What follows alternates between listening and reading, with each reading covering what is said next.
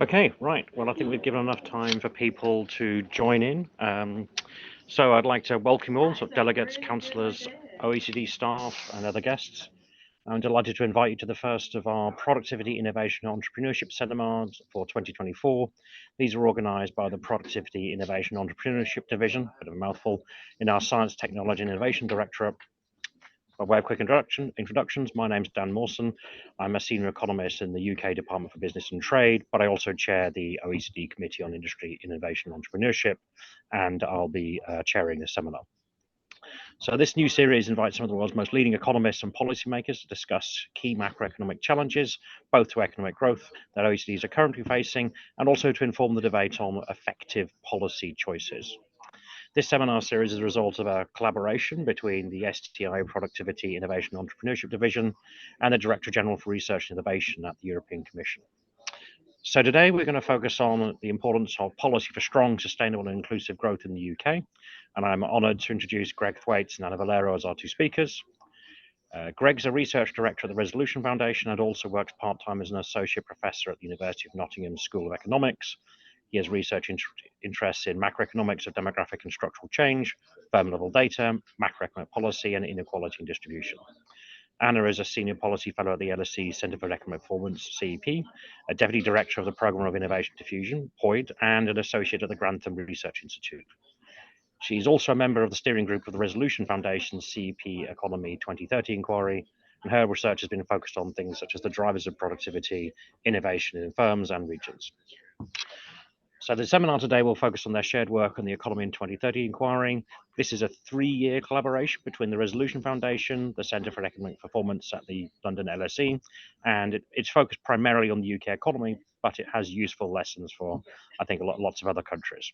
I don't want to steal their thunder, having been to the launch and read the report twice, but it focuses on things like that. Whilst the UK has got a lot of economic strengths, we've had a decade and a half of economic stagnation, and this combination of slow growth and high inequality has really strained the income standards, particularly in middle income Britons, and this was even before the cost of living crisis struck.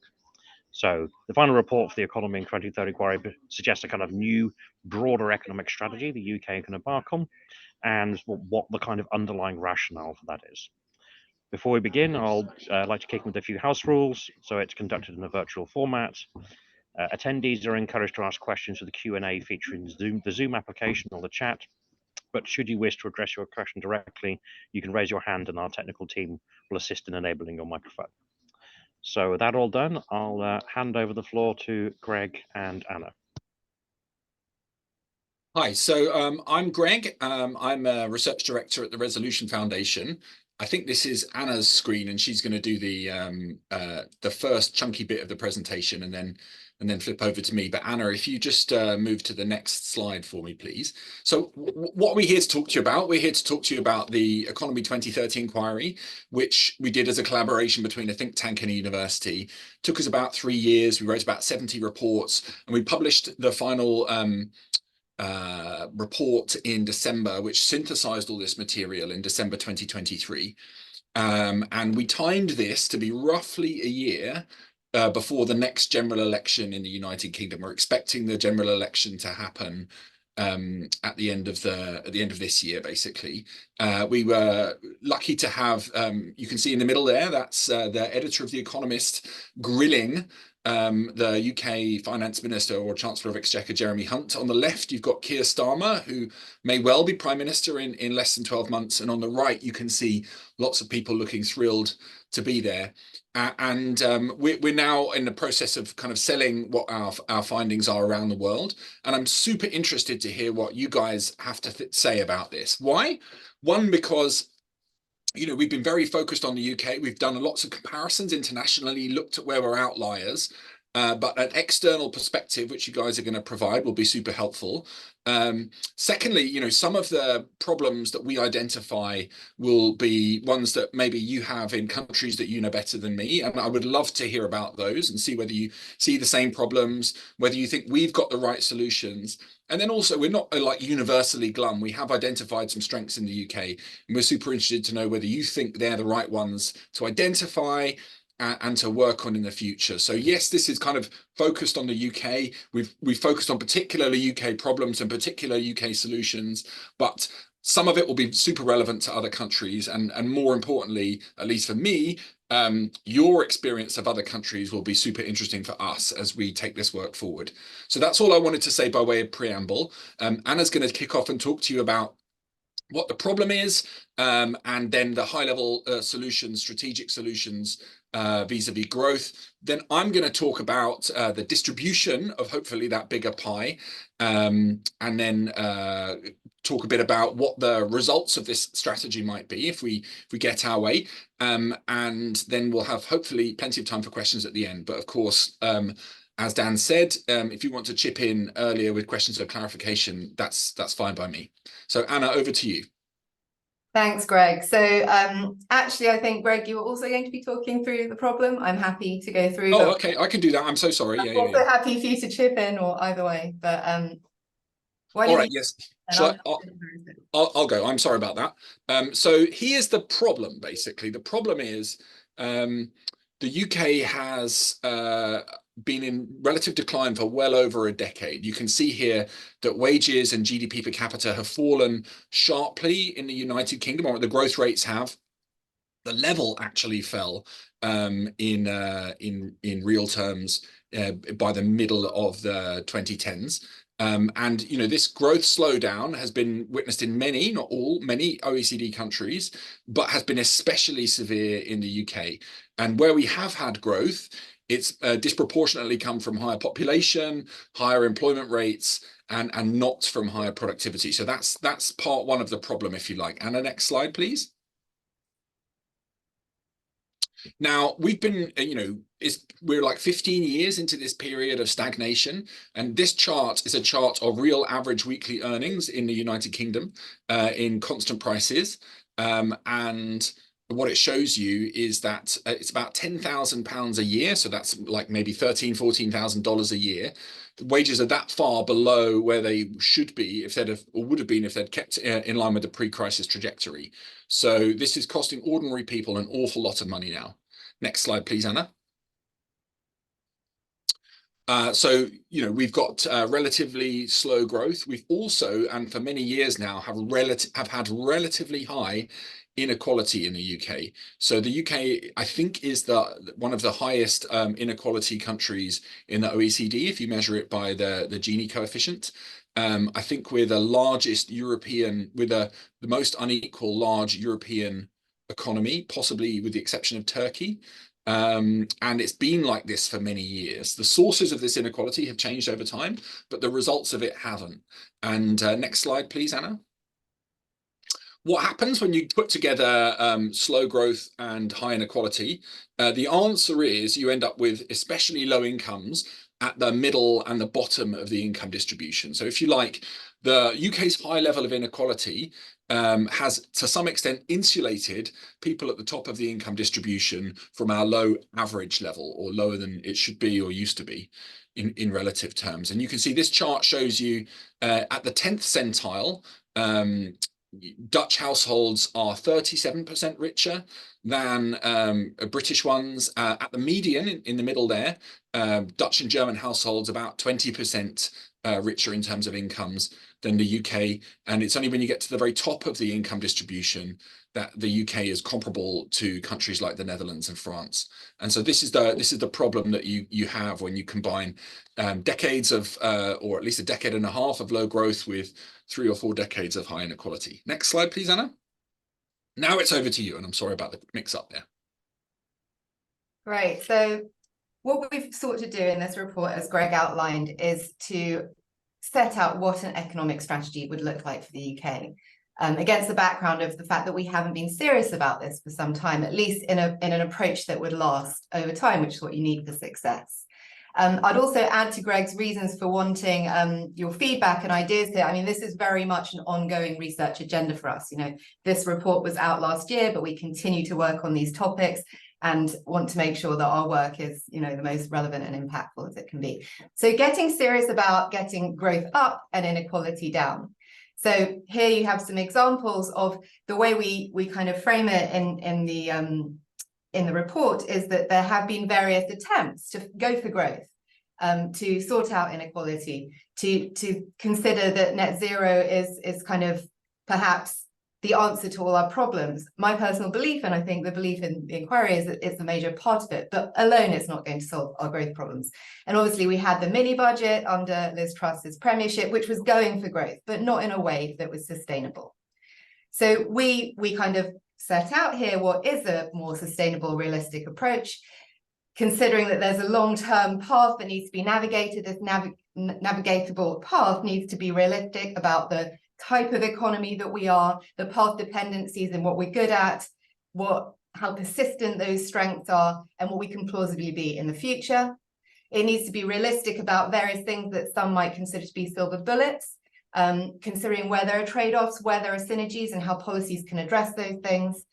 And also thinking across the board when it comes to ESG. So, you know, there's a lot of discussion about ESG as a framework, but we want our growth, we want our investment to be environmentally and societally good investments. But how do we actually plot a realistic path towards that? And that's what we try to set out.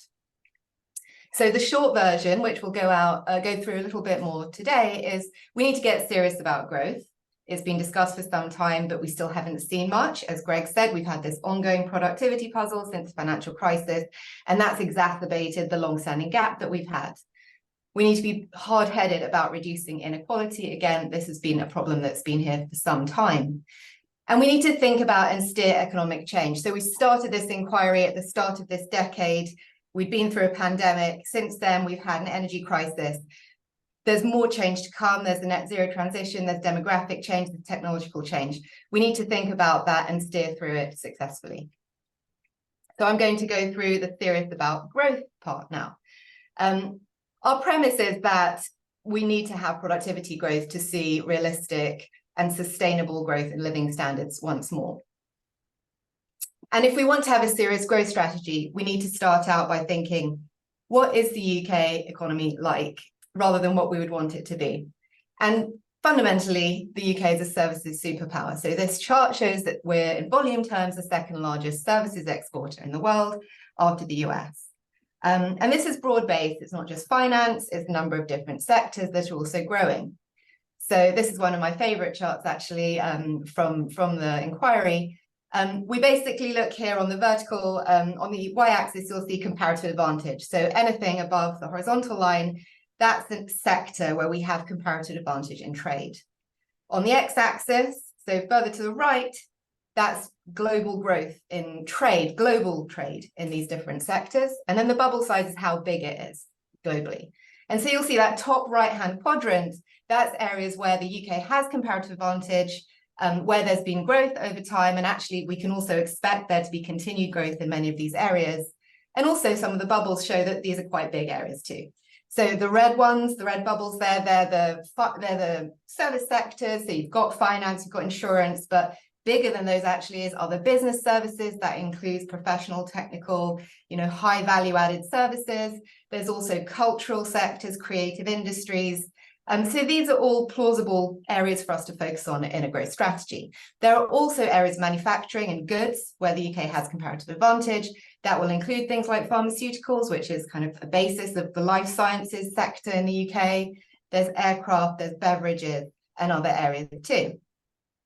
And we do a similar chart to that with patenting to take a more forward-looking approach to this. And some of you will be familiar with Ralph Martin, and we've got a whole body of work where we look at patenting as a way of understanding technological advantage. So it's very much the same calculation as comparative advantage, but looking at patenting intensity. And what we find when you do a similar chart as the last one is, again, the UK has lots of innovative specialisms in growing areas that are relevant, such as digital, robotics, life sciences, pharmaceuticals, biotech, but also clean technologies. And of course, there's a lot of variation within that. The UK isn't specialised in solar, but it is specialised in things like tidal stream, offshore wind, CCUS, lots of areas that are important for the UK's journey to net zero and the global journey. So we say, these are potential opportunities to be leveraged in a growth strategy. So what does a growth strategy mean for a trade strategy? Obviously, there will be lots of domestic policies there to try and promote growth in the areas that are plausible for the UK. But at the same time, we also need to be thinking about our international standing. We argue that, since Brexit, the UK hasn't necessarily had a clear trade strategy.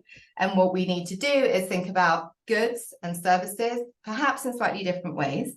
So on the manufacturing side or the goods side, we do have strengths in high value added manufacturing areas. So advanced manufacturing, for example. In that case, we really need to make sure that firms can access and be part of European supply chains. This is really, really important. So we consider that we need what we call more of a defensive approach to making sure that the UK accesses those supply chains, those markets. And so it's basically about securing that access should be a priority there. And then on the other hand, when we're talking about our services, we should leverage the opportunities of this services specialism even more than we do. So this chart shows the global exports in goods, services, and then also the dashed line here is the services where the UK has a comparative advantage. You'll see that the growth in that area is even higher than looking at all services. So how can we leverage this more? Well, we need to be thinking about a more expansive approach to our trade policy when it comes to services. Here we can look at the EU, but also beyond the EU, at service-based trade agreements that are including digital agreements, mobility, mutual recognition of regulations, etc. Anna, can I just jump in very quickly there? So what we're actually saying on trade policy is basically that Brexit has made the UK a more closed economy, and we're not recommending that the UK rejoin the EU because we don't think that that's politically where the politicians are now. But the best way to limit the damage from Brexit on the goods side is essentially to something like rejoin the single market for goods and the customs union, and that's something that would be difficult to negotiate, but it has essentially been negotiated twice before. Once by Theresa May, and then it was rejected by the British House of Commons in, I think, 2019. And then secondly, it's been negotiated for Northern Ireland, which is part of the United Kingdom, but is essentially part of the EU when it comes to goods in the single market. And because it's been negotiated for Northern Ireland, we're wondering, that the aim would be to negotiate something similar for the entirety of the United Kingdom, like we did before. Now, whether that's still on offer from our EU neighbours and friends is to be decided, but that's what we think is the minimum necessary to keep UK manufacturers in these European supply chains. On services, these STAs, services trade agreements, would be not to do with the EU, because we wouldn't have UK trade policy for services, but would enable the UK to max out, if you like, on its comparative advantages. And they're very different to standard FTAs because FTAs are about tariffs and quotas, whereas STAs would be more about regulation and visas and so on. So and the partners might be different. So that's what we're planning for trade policy, just to emphasize what Anna said there. Anna, back over to you. Sure, and I should have said that in the report we talk of a kind of UK protocol, kind of building on that Northern Ireland protocol. And I should have also just explained that this chart shows that compared to other G7 countries, our trade in these particular areas where, we actually have had some strengths traditionally, has suffered kind of since in recent years compared to some other comparators. Okay, so then there's the place elements, regional policy place. We have very large disparities in productivity in the UK. This chart shows that London is far ahead, its second and third largest cities, though Manchester and Birmingham, shown here as Greater Manchester and West Midlands urban area. Not only are that gap is bigger, but obviously they're both kind of further to the left than the equivalent largest city in France, which is Paris, and then Toulouse and Lyon. Germany is slightly different, more of a manufacturing-based economy and more hubs of productivity. But we compare ourselves to France as more of a service-based economy and say, surely we can do more to close these gaps. In order to do that, actually, our service specialization offers a plausible route because of the fact that services tend to agglomerate in big cities. So we argue that a good strategy for Manchester and West Midlands, where actually there's lots of population there, so growing those places, it's not just about improving the productivity and the living standards of the people there, but it will actually make a material impact on the UK's productivity too. Doing so should focus on some of these services specialisms, but it will require a lot of investment. Lots of investment, transport improvements, human capital increases, and population increases. But the size of the prize could be big. So if we manage to close Manchester and Birmingham's productivity gaps to London, to the equivalent gaps of Lyon and Toulouse to Paris, this could narrow the UK's output gap with Germany by a fifth. But we need to be really realistic about the scale of the challenge. This is just one way to illustrate it. This shows the connectivity. So there's one thing about, raising the human capital of the people in a place. Another thing is improving the connectivity of human capital in a wider region. So this thought experiment here shows that if you are able to invest in intra-city networks in the West Midlands around Birmingham, this would cost a lot of money, but you would be able to add another 93,000 of graduates to be connected to that inner city hub, which we argue is where you would expect some of these firms to expand, some of the high value added services sectors to co-locate.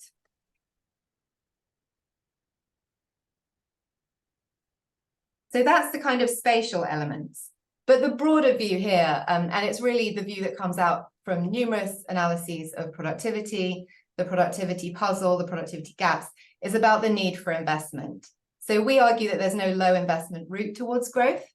This chart shows the gross fixed capital formation as a proportion of GDP in the UK versus selected advanced economies. And of course, we're using OECD data here. And what you can see here is that the UK has been consistently low. So this is total across the public and the private sector.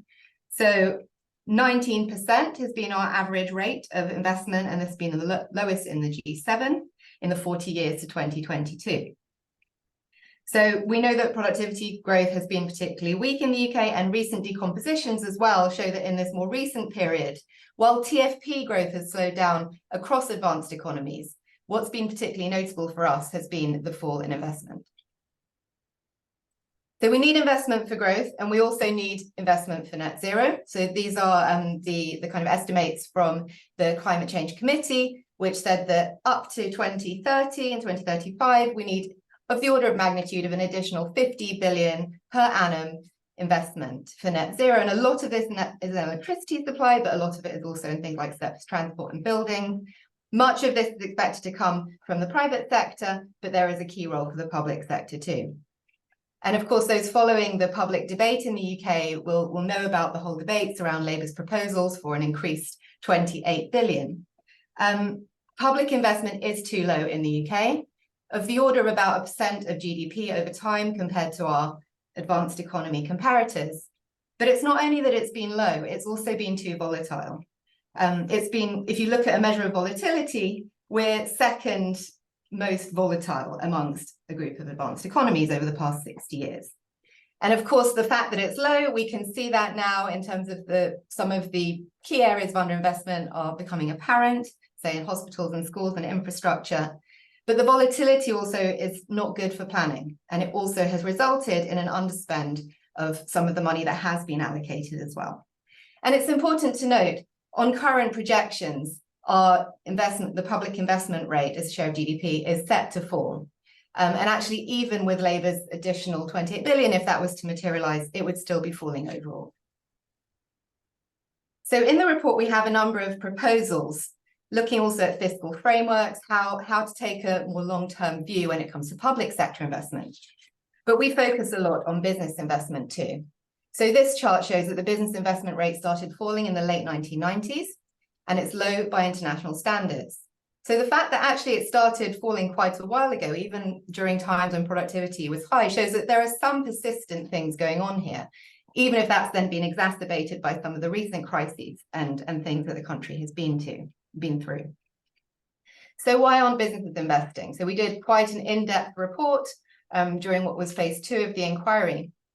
It doesn't appear that there's a lack of opportunities in the UK. We've shown that the UK has a number of relevant strengths in growing areas globally as well. And it doesn't appear that returns or financing are really the problem on aggregate. So here, this shows the average aggregate return on investment, the market sector, And the UK is actually higher on this measure. It's a macro level measure. Of course, there are issues, financial constraints in different parts of the economy. But on aggregate, this doesn't seem to be the problem. It's true that basic stability would help. So this is a chart showing a measure of uncertainty developed by Nick Bloom and others. You can see it peaking there around the Brexit vote, going up again during the Truss mini budget. So that's towards the end of 2022. And this has been linked to kind of having a chilling effect on investment. And of course, this is a macro level index here, but what we've actually seen underneath this is a lot of policy churn when it comes to business policies, whether or not we have industrial policy, industrial strategy. I know the OECD are doing great work on that, tracking that across countries. In tax as well, corporate taxes have been changed very frequently. So we argue that stability would help, but it's not enough on its own, because if you remember, the business investment rate started falling in the late 1990s. We also argue that having the appropriate tax incentives is important. There's been progress on this with permanent full expensing and capital investment in the UK, which makes us brings us more competitive against other countries. But again, the tax system on its own is also not necessarily enough to solve the underinvestment. So we argue that a basic problem is that management needs more pressure from above and from below. So from above, you can think of the owners of businesses, and from below, you can think of the workers. This chart here shows the proportion of listed companies that have a controlling shareholder by country. And here you can see that the UK really stands out, having quite dispersed ownership. And there's a literature that links dispersed ownership or less engaged ownership with worse long-term outcomes for firms, less of a focus on long-term value creation and investment. And what has happened in the UK, this is looking at listed companies, is that as pensions exited UK equities, what we saw was more internationalization of ownership and more fragmented, dispersed ownership. So in terms of pressure from above, we focus on some of the pension reforms, many of which are ongoing, trying to consolidate different parts of the pension system and efforts to channel more of pensions fund wealth into UK assets. So whether that's listed assets, being more engaged owners, but also into unlisted assets such as high growth firms. And then in terms of pressure from below, the other place that the UK stands out versus a set of comparators in the EU particularly is from not really having any mandatory requirement to have worker representation on the boards of companies. Many other countries do have that, and some really robust causal studies have linked that kind of a mechanism to improved investment and firm performance over time. The other key constraint to investment in the UK is to do with the planning system. And again, this is an area where there is progress or there is policy attention on how we can improve the planning system, remove some of the barriers. And this applies for housing, infrastructure, net zero investments, and grid. So this chart here again shows another place where the UK appears to stand out. We're the only country that hasn't seen an increase in built up land per capita since 1990. So what we're basically showing here is that the UK seems to be an outlier in a number of things that appear to matter for investment. And if we can try and address these different features, then that should be good for improving investment and the business environment and ecosystem for investment. Now, you might say, well, is it just that the UK is more dense or that the UK is protecting more land? Well, comparing to other countries of a similar density and actually countries, I think Germany and the Netherlands that protect more land, it doesn't seem to be those are the reasons for UK building too little. And of course, there's a very big literature on the various barriers in the planning system, and we come up with some specific proposals on how that could be addressed. We also do a lot of work on a skills strategy. In separate reports from the business investment, we say, okay, so if the UK has a growth strategy that's focused on its strengths, its comparative advantages, what does that mean for skills? We know there are a number of areas where we have skills gaps, particularly in technical and further education. But if we were to double down on some of these high value added services, creative sectors, life sciences, and also the net zero transition and digitization, what does that mean for the likely demand for skills in the future? This chart shows that if we take our definition of the strategic sectors, you can see that actually people are paid well in those sectors across all levels of education. And further analysis shows evidence with a couple of different methodologies to show that there's actually more of a need for graduates, not less, but also more of a need for those educated at level 4 or level 5, so sub-degree level qualifications. We also, I won't have time to discuss it here, but we also talk a lot about the role for business support policies, trying to encourage technology adoption in firms and how that interacts with the need for business dynamism, which Greg will come on to in a minute. But then this is kind of where we also talk about trade-offs. Higher investment has to be paid for. Obviously, in time, it will be expected, if it's high quality investment, to expand GDP. But in the short term, where is the higher investment going to be paid for from? Here you can see the current account balance as a proportion of GDP.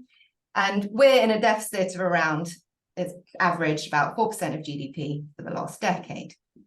So we argue that there's a limit to how much we can borrow from abroad. And in fact, a plausible strategy has to also think about increasing domestic saving. We're very reliant on the kindness of strangers. That's a quote that we include in the report. Again, this is another place where we seem to be an outlier.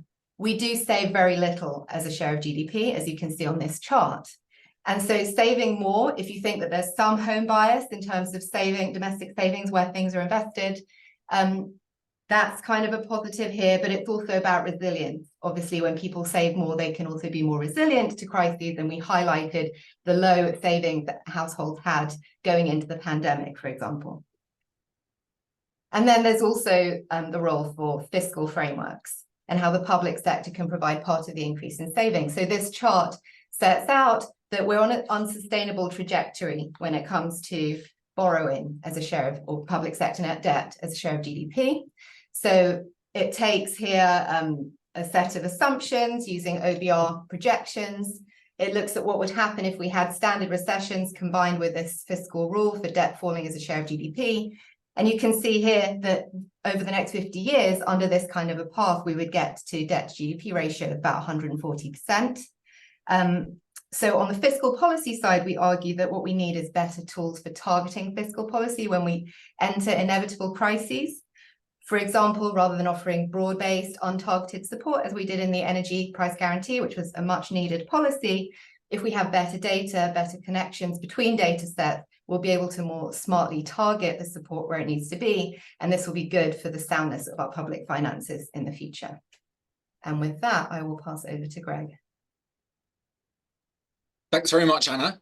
So Anna's talked to you about the need for growth and then some policy strategies for how to get there, to do with an improved trade strategy, an improved geographic strategy, higher business investment driven by tax and planning reforms, reforms to human capital, and then the whole thing undergirded by more stability in economic policy and by a probably slightly tighter fiscal policy as well. So now I'm going to talk to you about inequality. And Anna, next slide, please.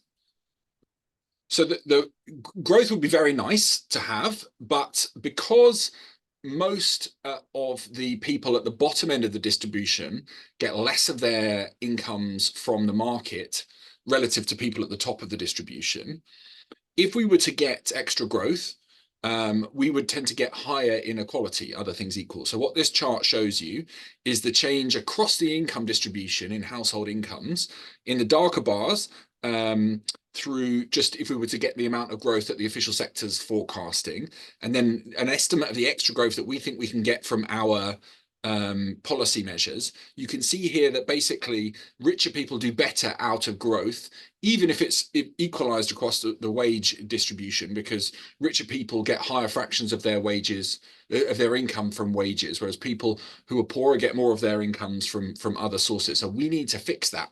How are we going to do that? We're going to do that with pre-distribution, which is changing the distribution of market incomes, and then we're going to do it by redistribution as well, which is about using the tax and benefit system. So next slide, please, Anna. So one relatively good news story in the UK, at least until the pandemic, was a large rise to quite a high level in the employment rate. And the rise in the employment rate that we saw in the 10 pre-pandemic years was very heavily skewed towards people at the bottom end of the income distribution. So there was a big rise in labour supply at the bottom end of the distribution.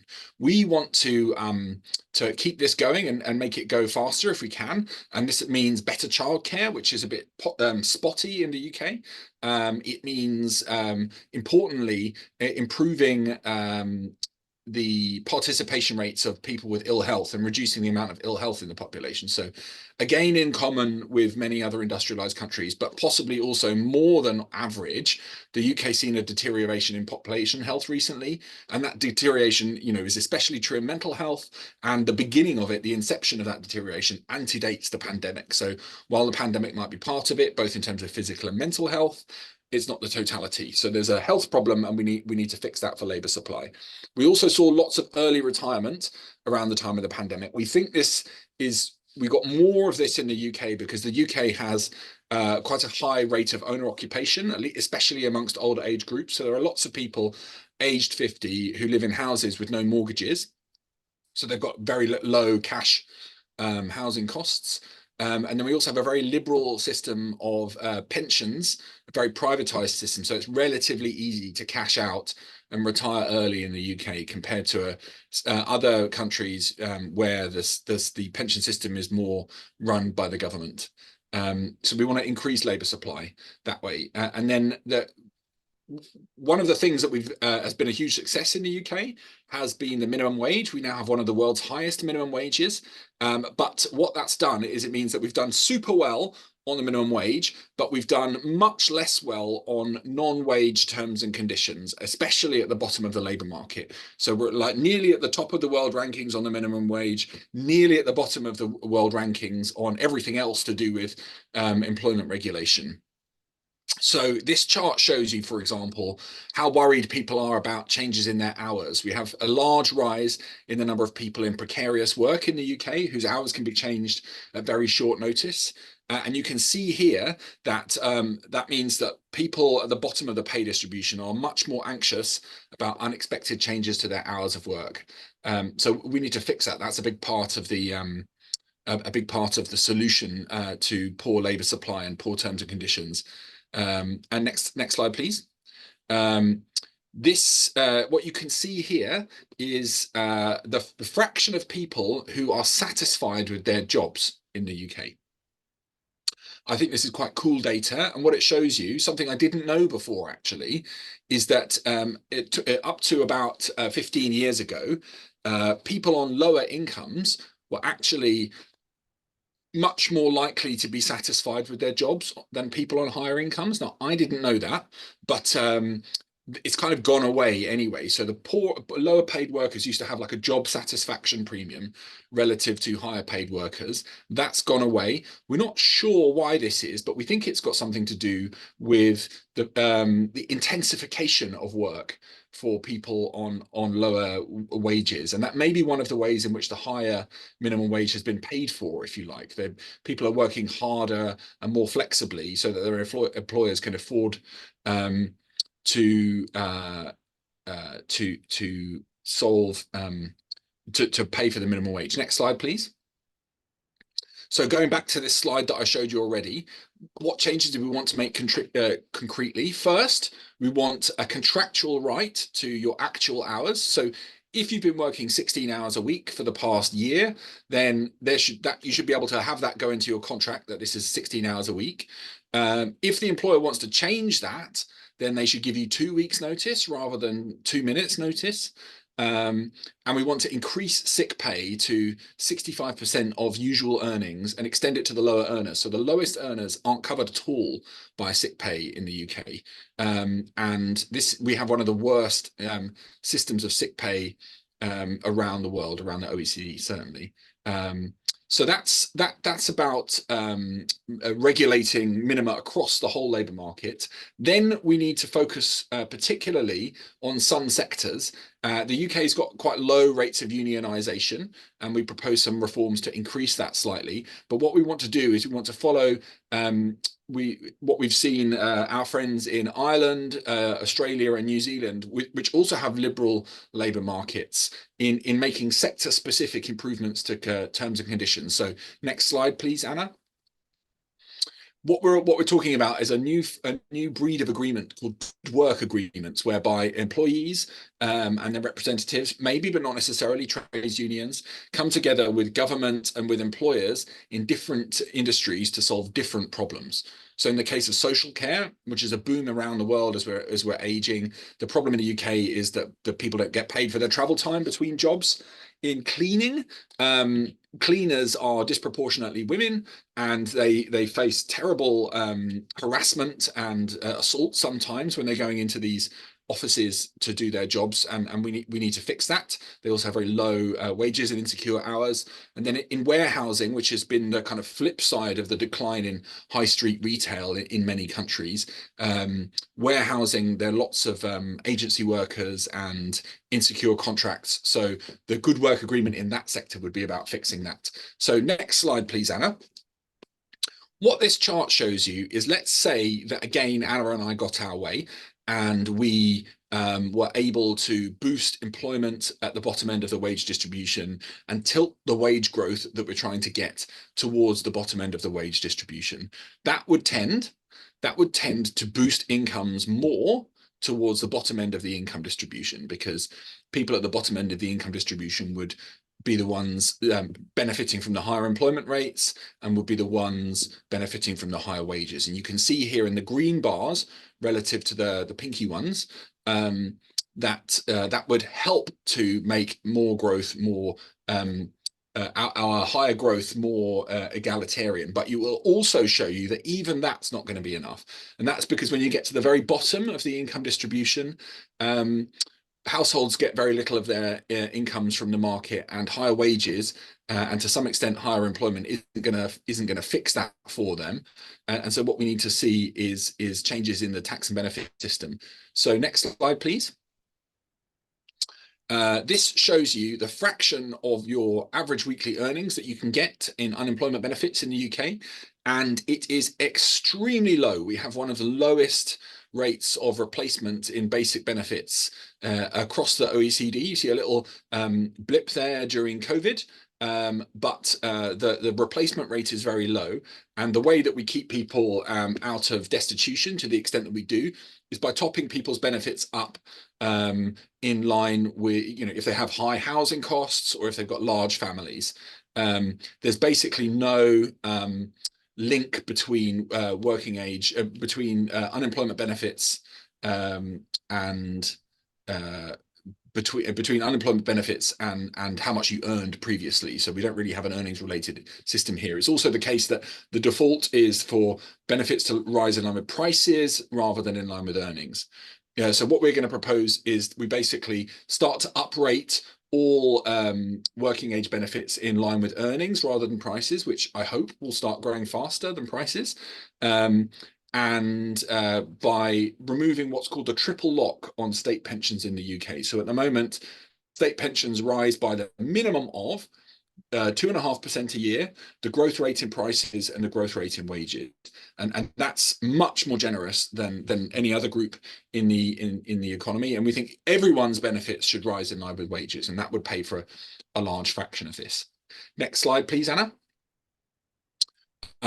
So what we can see here is that there have been very large cuts to benefits in the UK here. You can see in the red bars that we've had big falls in benefits in real terms in the 13 years to October last year, and these have costed people at the bottom of the wage distribution a huge amount of money. So we need to remove the very sharpest edges of that. Next slide, please. We need to build more houses. So it's super expensive to rent in the UK. We don't think we've been building in at sufficient scale.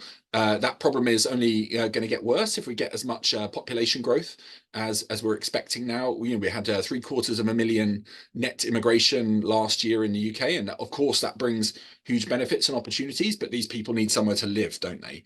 And you can see here that the UK's housing stock per inhabitant is kind of relatively low and not rising very much. So more houses, please. And then the taxes are rising in the UK. We used to be a relatively low tax country by OECD standards. That's less true than it used to be. And that's the recent tax rises we've seen because of the large rises in public debt interest. And what we're going to need to do is, now that we've got higher taxes, it's even more important for the tax system to be an efficient one. So next slide, please. That means treating different kinds of income equally. So at the moment in the UK, self-employment income or business income is taxed generally a bit more lightly than wage income is. It means taxing wealth more consistently. So the council tax is our local property tax, and it's a regressive tax that's based upon real estate valuations, which are now over 30 years old. It's very easy to dodge inheritance tax in the UK. So there are industrialists who are the largest owners of farmland in the UK. Why is that? Not because they want to switch from industry to farming, but because farmland can be bequeathed without inheritance tax. So we need to close those loopholes. And then as we move over to electric vehicles, which is something we absolutely have to do and will make, will improve population health as well as reducing our carbon emissions, we're going to need to put some kind of a tax, like a per mile tax on electric vehicles, to mimic the effects of the petrol taxes that UK and most other countries pay. All right, next slide, please, Anna. What I've done, and I've got about, how long have we got? Like 5-10 minutes? Dan? I think you've still got a good 10 minutes. So super, 10 minutes. I can maybe not talk quite so quickly then. All right, so I've talked to you now about how to lower inequality after Anna's talked to you about how to boost growth. We don't just need higher growth and lower inequality. We need a more dynamic economy in order to bring both of those two things around. And one of the things that people talk about a lot in the UK and elsewhere is this idea that the pace of change is accelerating and it's at these breathlessly rapid rates. But we don't see that actually in the data in the UK. We see quite the opposite, and we think measures are necessary to increase the pace of change in order that resources end up in their most productive places. So let me start by this chart. This chart shows you the fraction of workers that are reallocated across industries subdivided differently per year. So it's like the sum of the absolute values of the changes in employment shares by industry in each year.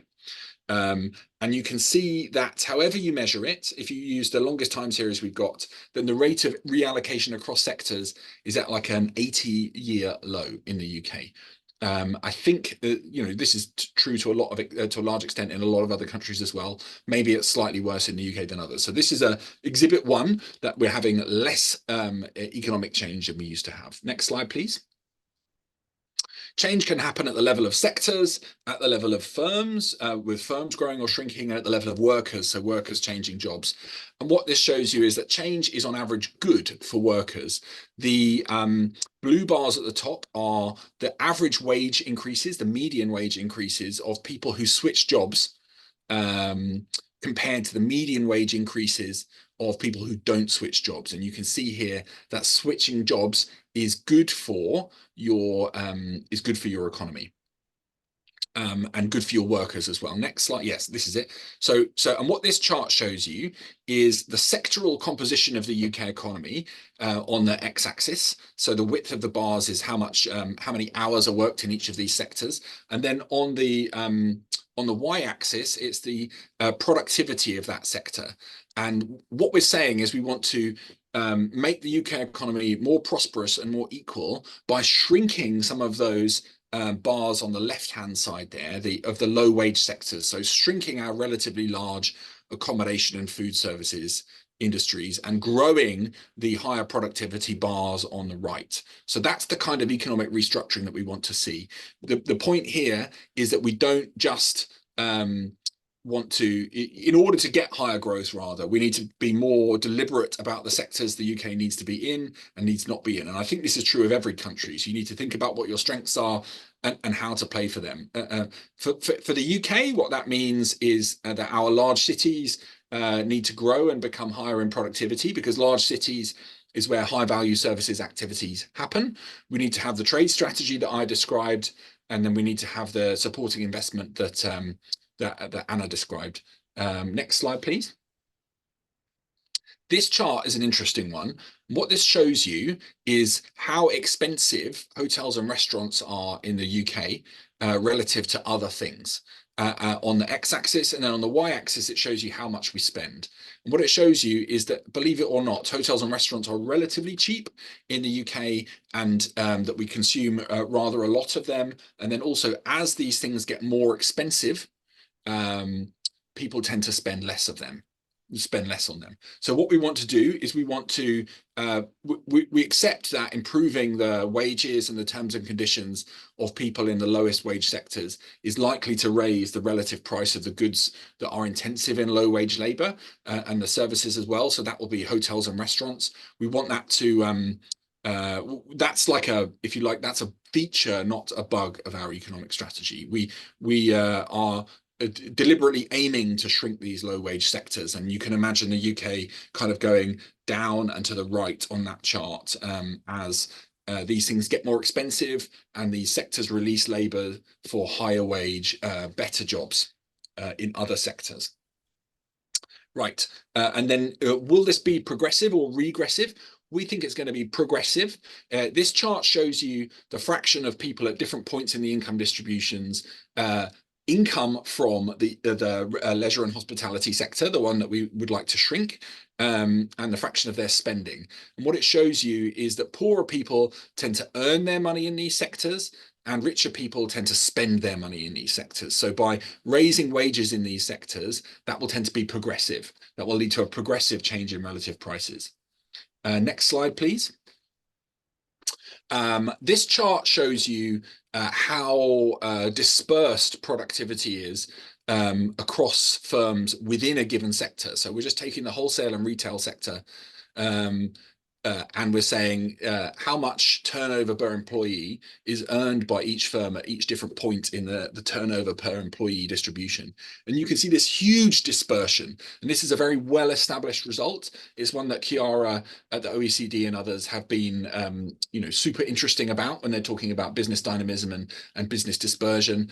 And this is something that we want to see shrink in the UK. We want to raise the average, not just by boosting the frontiers, but by getting more reallocation from the bottom to the top.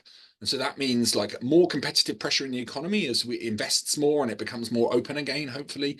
Planning reform, which we talked about, will help to reallocate people and resources towards the most productive firms. Halving stamp duty. Stamp duty is the residential and commercial property tax in the UK, turnover tax. So whenever you sell a house, you pay maybe 3% or 5% on the sale. Same when you sell a business asset. We want to halve those rates so that these things turn over more quickly, workers become more mobile, and business assets become more mobile too. And basically the mantra, if you like, has to go from being supporting small businesses, which politicians in the UK like to talk about a lot. I think that's true in other countries as well, to supporting young businesses. It's young, not small. That's what we want. And next slide, please. One of the things I enjoyed the most about the Economy 2030 inquiry was the plurality of methods that we used to address our questions. So as well as crunching lots of OECD statistics, thanks by the way for putting all those together, we also talked to people. We especially tried hard to talk to people outside of London and people on lower wages. For example, we asked people why they weren't changing jobs more frequently. And what we found in our Coventry focus group, that's a town in the central part of the UK, this was somebody who was working on low wages, and they basically said that they wanted to stick around longer in their jobs so that they could get more hours and so that they would have a more flexible job. And that's because these things aren't available as a right in the UK. They're acquired over a long time, and people are worried that they're going to lose them. Secondly, we asked higher paid people as well, and what they don't seem to be what they're afraid of is basically losing any job specific premium they might have if they make a change. And they're worried about taking risks, and those risks are very large in the UK when you've got low replacement rates like we do. So next slide, please, Anna. So what I'm saying here is, as well as thinking about growth in terms of extra factors, we need to think about growth in terms of dynamism. We need to worry about there having been too little change rather than too much. And we need to steer the economy towards the right kind of change. And that means removing these barriers that we've talked about. I'm just going to talk a little bit very quickly about what this all might lead to, and then I'm going to hand over to you guys for questions and then also hopefully for some answers. So next slide, please. We've all, the political debate in the UK has become almost fatalistic. There are people who deny that we've got a problem at all, claim that we're an extremely strong country with no problems. There aren't very many of those anymore, but there are some. And then there are others who basically say that there's nothing that we can do. And we think that both of those groups of people are wrong. Instead, next slide, please. We think this chart shows you the UK's incomes and the UK's Gini coefficient relative to other OECD countries. And we think that we're basically starting from a position of relatively high inequality and a pretty average level of incomes. And we think that this means that there's scope to catch up towards, for example, our neighbours in Northwestern Europe, with lower growth and higher inequality. And next slide, higher growth and lower inequality, sorry. Next slide, please. If, for example, we were to take a peer group of countries which are, fantastic countries, but not ones which on the face of it are kind of radically different to the UK in terms of their location, in terms of their population size, and so on. So Canada, Australia, Netherlands, Germany, and France. Let's take those countries and let's suppose, next slide, please, that we were to roughly halve the gap in GDP per capita with them, and then at the same time redistribute income in a progressive way that I've described, as well as with the pre-distribution and the redistribution. Then we would get a change in the income distribution over 15 or so years that would look like the pinky purple bars rather than the green ones. So we would transform the lives, at least in economic terms, of people at the bottom of the income distribution, and people at the top of the income distribution would be doing okay as well, because we're essentially growing the pie a great deal and skewing the proceeds of that growth towards people at the bottom of the income distribution. Right, Anna, next slide, please. So that's all we wanted to tell you today. We're super interested in your questions and your comments. Some questions I have for you as people who you might be based outside the UK or focusing on different economies, is like, have we correctly identified the UK's relative strengths and weaknesses? Have the policy reforms that we've described been tried and failed elsewhere? And if so, why didn't they work? And then another question, which is less about the economics and more about the process, which is, which other countries have attempted strategy exercises like this, where you think about all of the challenges together and then all of the solutions together? The best one I can think of is the Australian Productivity Commission, but there are probably lots of other examples, and we'd love to hear about lessons from those. So back over to the chair now. Thank you, Greg. Anna, I'm sure there's a lot of people already thinking up lots of exciting questions for you. But before we move on to the open floor questions, I'd like to invite Daniela Glocker from the OECD. She's a senior economist in the Economic Directorate, and she's going to act as the lead discussant. The floor is yours, Daniela. So, just to briefly mention that I'm also working on the UK in economic to lead the discussion here. And first of all, thanks so much to Anna and Gregory. It's really an excellent presentation and also an excellent report. It touches on a vast of topics. I must confess, I haven't read it completely, but I skimmed through it, and I also read a couple of the background reports you mentioned. And it's really, no matter in what you're interested, you can be sure to find something on that specific topic in your report. Overall, I have to say, like, the issues you identified are some that we identified in our economic surveys as well. So if we think about productivity in the service sector, the need for infrastructure investment, or the need to improve skills, it's something that we have covered in the last surveys. And of course, repeatedly, what came up was the need for improving the situation for business investors as well. So I think the first point I want to make is relates a bit to your last point you just made about the process. So what I really like about your report is that you're not only mentioning what did go wrong in the past, but also that you provide like an outlook to the future and develop the whole strategy, which is quite an ambitious exercise, but you outline like different bits and pieces that could be implemented now and a bit medium term, longer term. Now, I would say that in the UK, there isn't in general a lack of developing long-term strategies, but actually sticking to them and keeping them, right? If we look back, we had the industrial strategy in 2017, which was then replaced in 2021 with a plan for growth. And all of them kind of identified that we need more infrastructure investment, we need more innovation, we need to upgrade the skills of the population, we need invest basically in everywhere in places to make sure that the regional inequalities still. So there seems to be a common understanding that what the key issues are. It's just about putting in place a strategy and sticking to it. So I'm wondering what kind of a role policy institutions should have.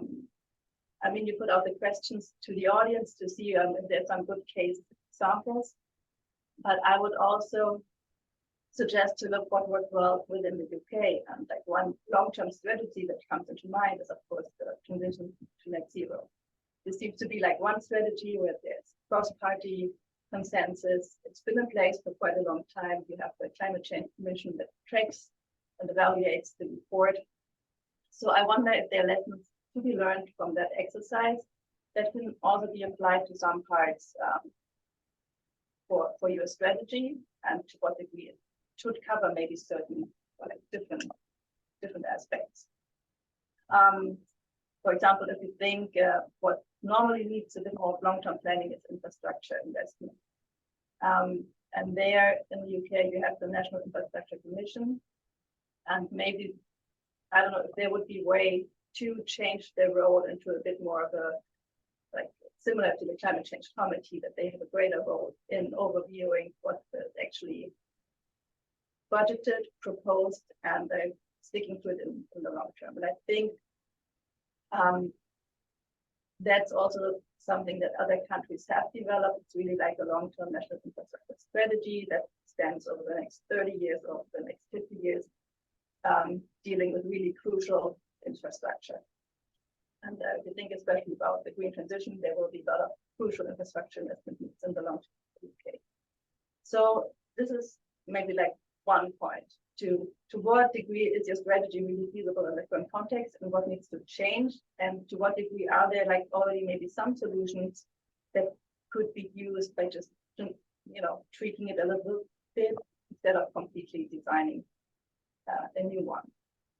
And with that respect, I think Gregory, you mentioned that there was, when the industrial strategy was set up, an industrial strategy council, or like some institution that should have had the oversight, but which was scrapped.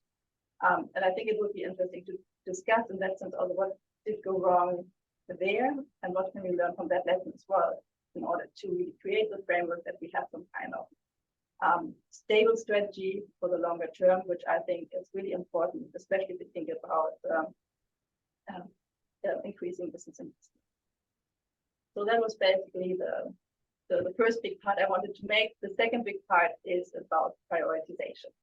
So of course you mentioned like a lot of different bits and pieces, what needs to be done, but we are currently also in a situation where we have high public debt, debt servicing costs have been increasing, and there are a lot of pressures as well. Like you think about education, like if you look at the PISA scores that have just been published at the end of the last year, the UK scores kind of declined since 2018. If we think about health, where you mentioned that as well, that there's a need to reduce the ill health of the population, the commitment to increase defense spending. So there's a lot of spending need, and I'm wondering how in your strategy you would prioritize the different aspects to do fairly quickly that require a lot of money, where's the money coming from is, of course, the other question. I mean, you mentioned that the tax system should be made more efficient and fairer, something that we at OECD, of course, encourage as well. But is that really sufficient?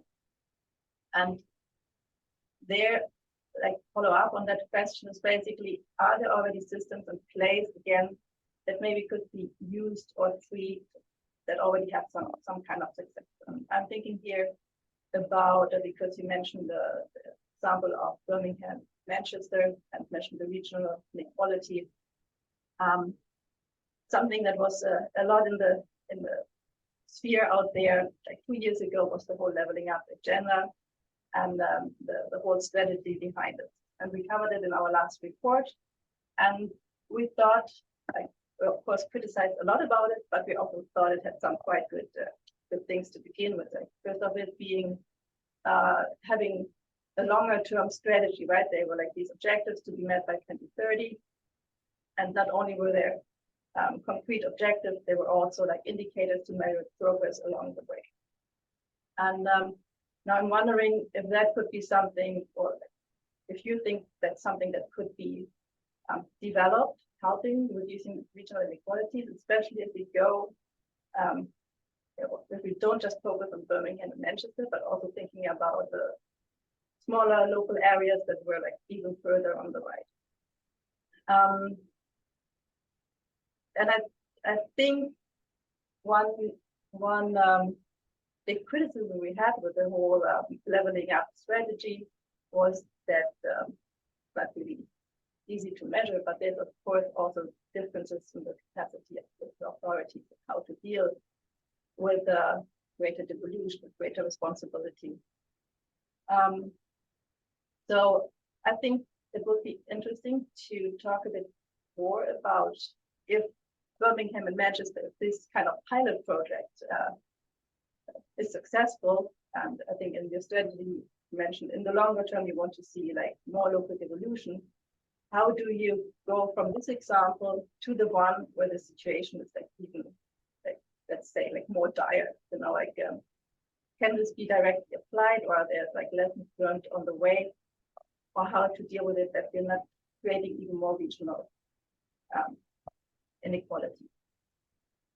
Then I think the last point I want to make is about the planning system. It seems to be this thing that's always underneath everything. Like everyone seems to have this understanding that it is not working, and I think even the Prime Minister said in his last budget, it's like outdated, it's inefficient, it needs to be reformed. But nothing is ever really happening, and I'm wondering what is really holding this back.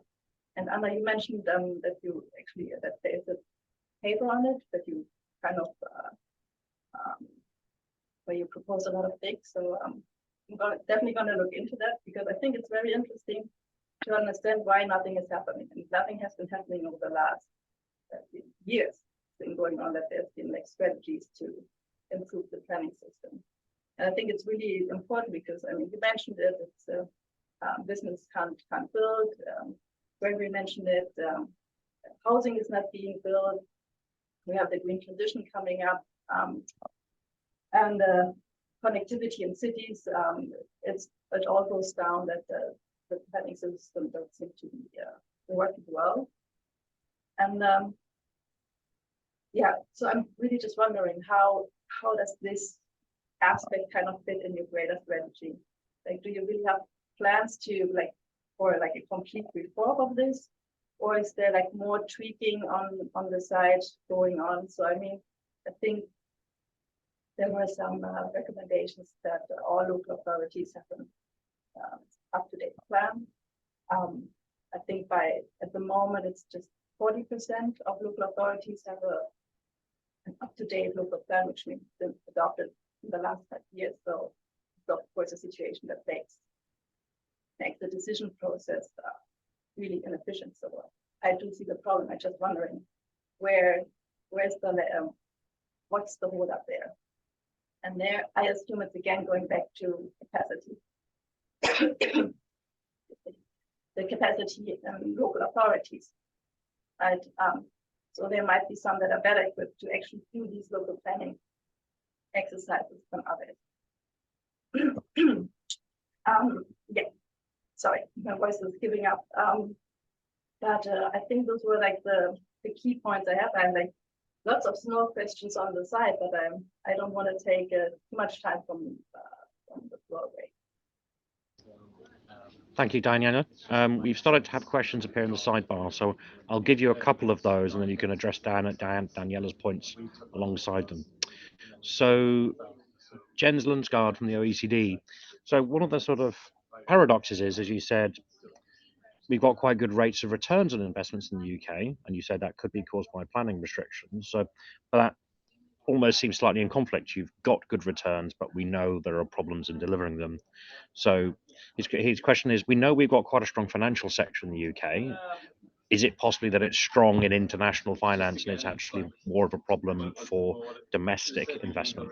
And a second question from Louise Guillet. You didn't talk much about the emissions and environmental issues. How do you envision you combine growth and the quality agenda with the green transition? Did I have a go at answering some of that?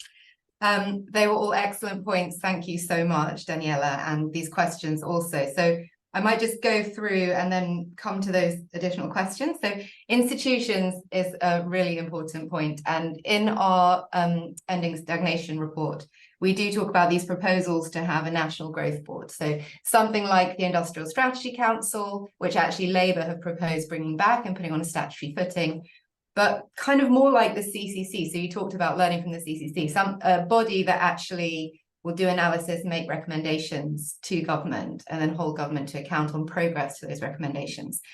Subsequently, I actually worked with Bart van Ark, who I'm sure some of you will know well, and Dirk Pillath actually, to develop these ideas in more depth. So what would a new growth and productivity institution look like in the UK? What lessons can we learn from similar institutions in other countries, particularly OECD countries? And what lessons can we learn from other areas of economic policy that have stronger institutions governing them in the UK? And I think this is really fundamental for that credibility, the longevity of business policies, but it's also fundamental for this interaction with net zero. So coming to the question on net zero, one of the things I spend most of my time on actually is kind of how to embed net zero into a growth strategy for the UK, thinking about what do green industrial policies look like. One of the things that came out in this report was that this is important, but net zero alone isn't going to solve all of our growth problems. When you look at the composition of our economy, there are lots of kind of naturally low carbon activities in the service sectors that we're very good at. But net zero does play an important role. And the reason it plays an important role is we've got a legal commitment to it. It requires a lot of investment.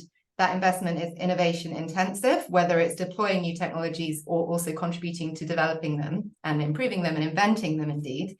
And I kind of touched on that comparative advantage analysis. We've done lots more deeper analysis kind of that underlies that on how can we actually understand some of the net zero aligned strengths that the UK has that actually could feed into growth and good jobs, good quality jobs in the UK. And then there's the spatial element. So to get to the levelling up, one of Daniela's points, there's the national story, what's the UK good at nationally? And of course, we went in depth into Greater Manchester and Birmingham or West Midlands. But of course, there are many other cities, there are many other places in the UK, each of which has their challenges and their aspirations to grow through high value added services, often manufacturing in some parts. So for example, places around Sheffield, they actually do have a lot of advanced manufacturing going on there. And of course, manufacturing is around 10% of the UK's economy. So some parallel work that we kind of referenced both ways actually to the Economy 2030 inquiry was the UK Urban Futures Commission, which I was involved in there. And this was really looking across the core cities. And really with the types of strengths the UK has, lots of these cluster, whether it's services, whether it's high-tech clusters. So we do need to think about understanding local places, understanding where their strengths fit in the broader national environment, the broader international environment, and how can we build on those clusters or agglomerations while ensuring that there's access to them for the broader populations, because it's not plausible to think that we can simply spread specialization everywhere. When it comes to planning, this does seem to be a really material barrier for many reasons. I mean, just looking at housing, it just means that productive places can't grow and we can't have effectively functioning labour markets. Practically speaking as well, we know that some of our most innovative places like Cambridge can't grow because they can't get the planning for the lab space. When it comes to net zero, we know that there are massive delays to grid and other infrastructure projects. So we have a number of recommendations about the local plans. As you say, under-resourcing often is the reason that things are slow, and there isn't simply the capacity in planning departments to get things done on time. There's also the issue about plans being at the right economic level. Often plans are done at a much more disaggregated level, which isn't actually the true economic unit. But that means that local planners or local authorities would bear the political costs of development without reaping the economic gains. So if you can look at a broader economic unit and combined authorities, this kind of level seems sensible to us, then you can have this more holistic view. And of course, that ties in with devolution and actually having the financial incentives. So being able to keep some more of the gains of growth in local areas.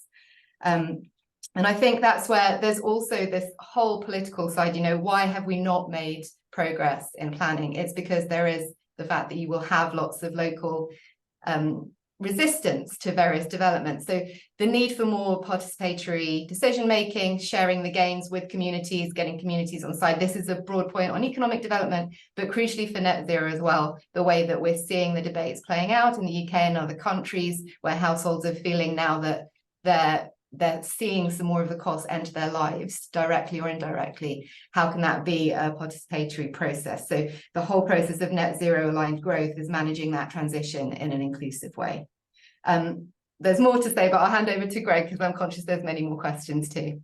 I'll just say a couple of things very quickly. The first thing about the institutional environment and why hasn't this happened already, especially planning, but not other things, and about sticking to strategy, is I don't think that the political system in the UK has been a very pro-growth one for some time now. And in particular, if you look, for example, at the Brexit referendum, one of the best indicators of which way you would vote is whether or not you are in work. So basically, it was people who were in work voted massively in favour of remaining in the EU. People who weren't because they were retired or of working age but out of the labour market voted quite heavily against. And I think that's an example of a problem that lots of ageing democracies have, which is that a lot of the voters don't have so much of a stake in growth anymore. And I'd love to hear about whether other people see this as a problem elsewhere in the world. Now, that might be about to change in the UK. The opposition Labour Party is well ahead in the opinion polls, and their voters tend to be much younger. They want to move up on the housing ladder, whereas Conservative voters, they're much more likely to already own their large houses of their own, maybe to live in areas that would grow if there were planning restrictions removed. Like they might live in the outskirts of big cities. And so the political coalition that's been in charge in the UK has not been one that's in favour of these reforms very much. And then just on prioritisation and how we're going to pay for this. So we think that our reforms will raise about 3% of GDP for the government to spend over the next 15 years. That comes from a combination of tax increases that we set out, and then the other comes from the proceeds of growth. So we think that growth will tend to improve the public finances, and so some of the reforms, like the reforms to do with corporate governance and planning, won't cost anything. Some of them will, but we think that we can have a combination of tighter fiscal policy and more public investment with the reforms that we put forward, both to taxes and then the ones that don't have a fiscal cost. So we think we've costed this, and we think it stacks up. That is, of course, before you have the government pay for improving public services, which are have deteriorated a lot in the past 15 years of tight spending control. Thank you, Greg. We have a few more questions coming in now. So there's two related ones from Sidan Tatamuri. So there's a lot of issues here around the reallocation mechanism for ensuring the green and digital transitions succeed. So what do you see the role of education and training in facilitating within as well as between sector job transitions? And related to that, given the economic geography of the kind of sectors the UK is good at, how do we go about making sure that that necessary allocation doesn't exacerbate regional or income-based disparities? And also a question for Louise on governance. So we've got a huge amount of really good analysis, and as you said, we've got a lot of these things, as people have said, have been said before, but you've put them in a nice, neat package. So how are you going to push this rich diagnostic to sort of the right people at different levels of government, particularly like working institutions, and as well the political parties? Maybe I'll start with those ones, and then Anna can chip in. So, hi, Serjan, how are you?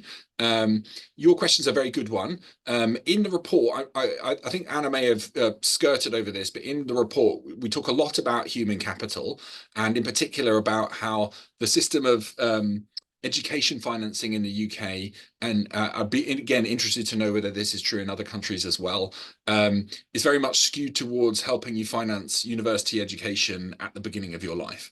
So if you want to do a vocational qualification, that tends to be less well funded. If you want to do technical qualifications, or if you want to transition from one to another in the middle of your life, and we have very long working lives now, that's much less well funded. And some of the reforms that we set out in the book, which I'd be very happy to post you a copy of, or you can download from the internet, talk about exactly that really important point that you've raised, Serjan, to do with transitions between jobs and the role of human capital, and subsidizing human capital to make that happen. And then the other one was about the economic geography of the UK. That's another super interesting question. So what we're saying here is basically there are regional inequalities in the UK, but that's only part of the problem. Another part of the problem is just there are very large population centres which should be doing really well, like they are in some other European countries, which really aren't, and that's holding all of us back. And so we think that by boosting Birmingham and Manchester, we would reduce some of the between region inequality in the UK. The problem, of course, and we do talk about this again in the book, is that may raise within region inequality in the UK. So inequality is much higher in London than it is, for example, in Newcastle, which is a middle-sized city with a much lower average level of income. And that's basically because the people at the bottom of the income distribution, anywhere in the country, their incomes are actually quite similar because they're on benefits or they're on the minimum wage, and those things are set nationally. And it's basically a large part of the differences in incomes across the UK regions are to do with how many rich people or high earners you've got in your region. And if we want to see more of those in Birmingham and Manchester, that will raise the average. But it will actually make those places, it might reduce inequality between regions, but it may raise inequality at a very micro level. And we talk about how to manage that.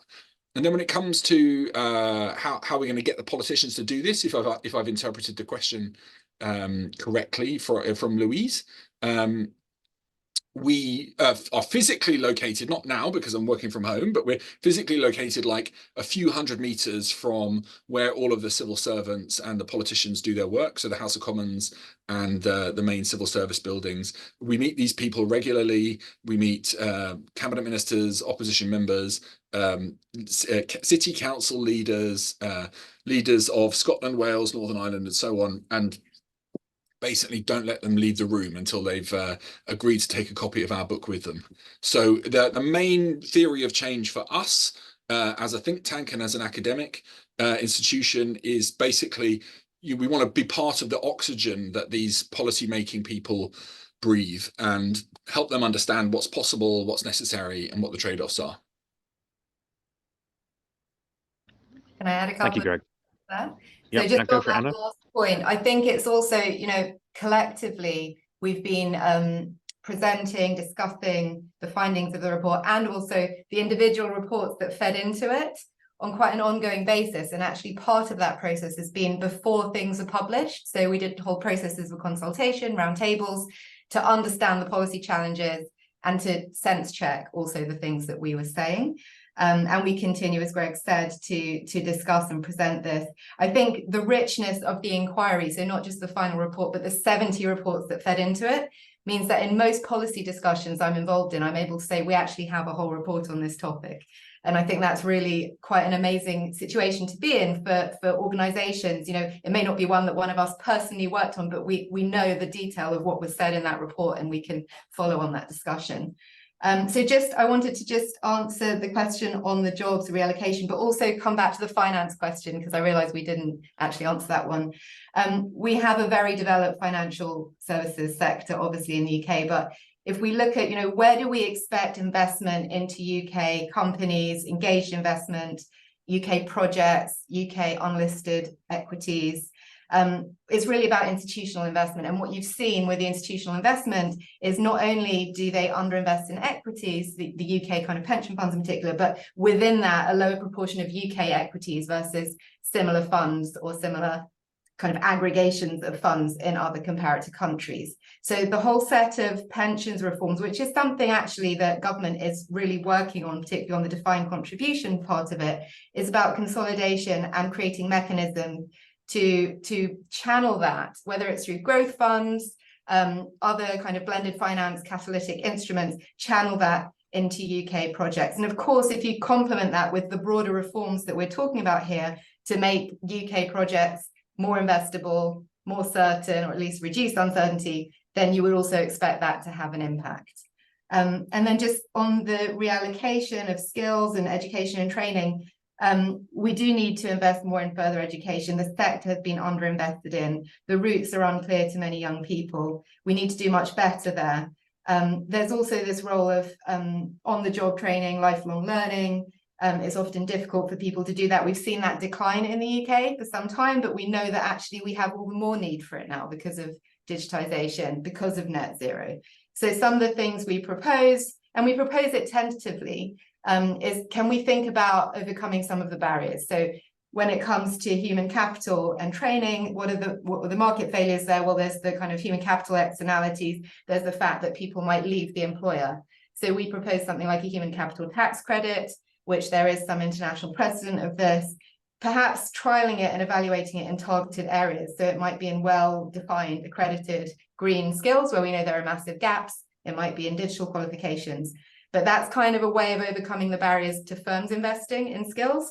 And on the worker side, we consider kind of exploring the types of mechanisms where individuals are given some support, and it doesn't have to be only from government, it can also be from industry. So support mechanisms like an individual learner account, where again, there's a mixed experience, but are there things we can learn from and trial and see if they work? On the economic geography and exacerbating regional inequalities, of course, services tend to agglomerate. So as Greg said, you might boost the services in a particular city in the north of England and then see more regional inequality. So that's why all the other things about sharing the gains from growth, but also improving accessibility to those opportunities are really important. Often the distances are not far, but the transport is so poor that it's just unrealistic for communities to access some of those jobs. So we need to change that. And then I would also say when it comes to net zero, some of the advanced manufacturing specializations, they are naturally outside of London and South East. So while a lot of innovation goes on in London and South East, the Golden Triangle, a lot of the manufacturing is outside. So in various pieces of analysis, we argue that actually if you do support that kind of innovation, those types of industries, it would naturally produce jobs in places that are less productive. Thank you, Anna. I think we're pretty much to time now, so I'll draw events to a close. I think there's a handful of final questions. I'll ask the Secretariat to pass them on. I think one of them is the classic, can we have a copy of the slides? I'm sure they probably can, as well as a copy of the report. So it just leaves me to thank Greg and Anna for a very insightful and useful presentation, as well as Daniela for her follow-on comments as the lead discussant. So I'd like to thank you all for your participation and wish you a very good day, and hope you see you at the next of our presentations, which will be coming along shortly. Thank you very much.